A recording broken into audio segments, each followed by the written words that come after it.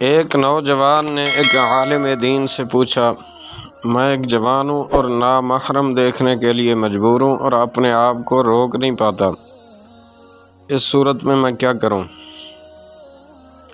عالم دین نے اس کی بات پہ غور کیا اور اسے ایک برتن دیا جو دودھ سے لبالب بھرا ہوا تھا، اور تاکید کی کہ کوزے کو فلاں جگہ تک لے جاؤ اور خیال رکھنا کہ دودھ نہ گرے۔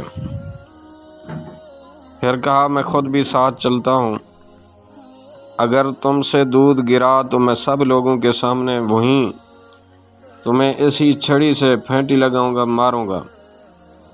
جوان کوزے کو صحیح سالم منزل تک لے گیا، اتنی احتیاط سے کہ ایک قطرہ بھی دودھ کا نہ گرا۔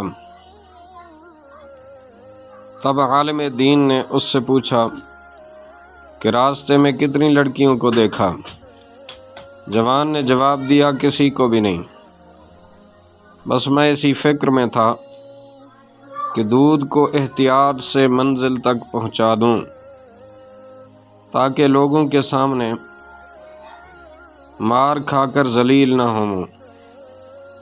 عالم دین نے کہا، یہ اس مومن کی داستان ہے جو خدا کو ہمیشہ اپنے کاموں پر حاضر و ناظر جانتا ہے، اور قیامت کے دن وہ نہیں چاہتا کہ اپنے حساب و کتاب کے ذریعے لوگوں کی نظروں سے گرے۔ برادران اسلام، جب خوف خدا دل میں ہو اور اب اللہ رب العالمین کی ذات کی خشیت